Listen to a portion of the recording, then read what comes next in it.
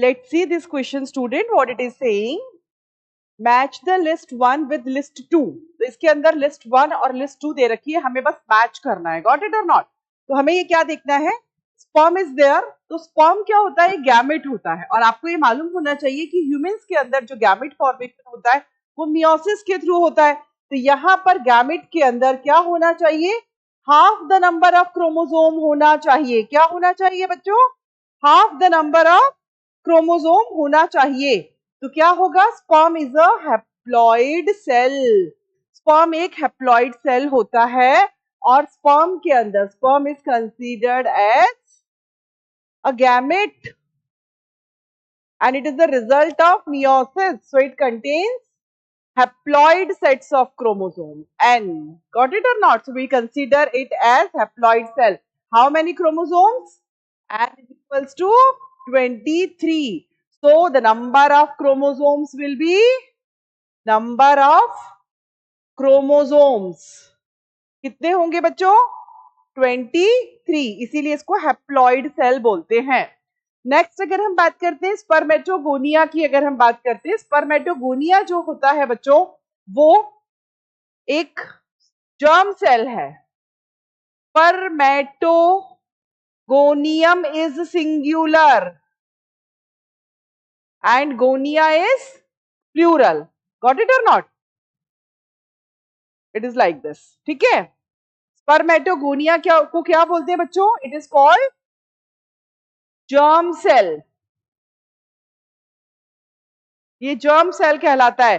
और हमेशा याद रखिए it is always diploid. ये हमेशा diploid होता है बच्चों.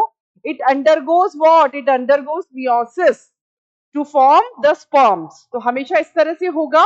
जैसे स्पर्मेटोगोनिया है, स्पर्मेटोगोनिया से primary spermatocyte, then primary spermatocyte से मियोसिस के बाद secondary spermatocyte, then again meiosis two we will get spermatid and spermatid converts into sperm. So always remember spermatogonia undergoes spermatogenesis to form sperm. So it is always a diploid cell. Diploid cell का मतलब haploid मतलब n the number of chromosome, diploid मतलब double the number of chromosome. तो 2n है, मतलब यहाँ पर n is equals to 23 अगर मैं करती हूँ तो 2 into 23 कितना हो जाएगा? 46 क्रोमोसोम्स. तो स्पर्मेटोगोनिया के अंदर कितने क्रोमोसोम्स होंगे? 46 क्रोमोसोम्स होंगे. अब हम बात करते हैं मेल एक्सेसरी डक्ट के बारे में. मेल एक्सेसरी डक्ट की अगर हम बात करेंगे तो आंसर आएगा एपिडाइडिमिस. एपिडाइडिमिस. गॉट इट और नॉट? जैसे हम इस तरह से देखेंगे कि टेस्टिस के अंदर पाए जाते हैं सेमिनिफेरस ट्यूब्यूल. सेमिनिफेरस ट्यूब्यूल से बनते हैं रेटिटेस्टिस, देन वास efferentia, then epididymis and then vas deferens. Got it or not? So epididymis एक एक्सेसरी डक्ट है. ऐसी कई डक्ट्स जो हैं वो मेल रिप्रोडक्टिव सिस्टम में पाई जाती हैं. यहाँ पर स्पर्म का ट्रांसपोर्ट इनके थ्रू और नरिशमेंट किया जाता है. Got it or not? Now we'll talk about female accessory duct. अगर हम फीमेल एक्सेसरी डक्ट की बात करते हैं तो इसके अंदर आता है ओविडक्ट. ओविडक्ट को हम फैलोपियन ट्यूब भी बोलते हैं.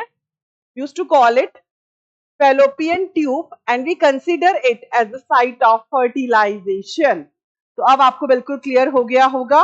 Sperm is haploid. Spermatogonia germ cell is always diploid.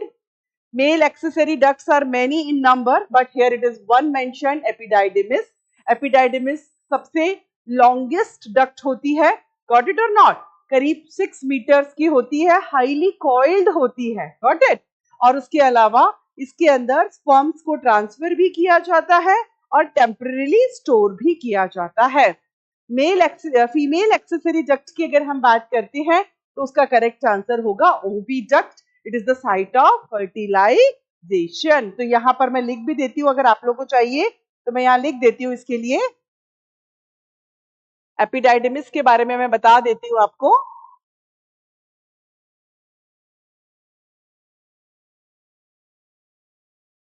It is the longest coiled duct in males. Got it or not? और यहां पर होता क्या है, यहां पर storage, temporary storage and nourishment of what? Sperms. And also it helps in transport of sperms. So it is about epididymis. And when I talk about oviduct or fallopian tube, we used to call it the female accessory duct of female reproductive system, and it is considered as the site of fertilization. Fertilization. इसमें इतनी जानकारी होना आपके लिए sufficient है. I think it will be easy for you. तो इस तरह से हम लोगों ने इसको मार्क भी कर दिया है. अब हम इसके अंदर आंसर भी मार्क कर देते हैं. A is R, B is P, C is Q. Yes, and D is S. So what will be the answer, students? C will be the right answer. So mark this C as the answer.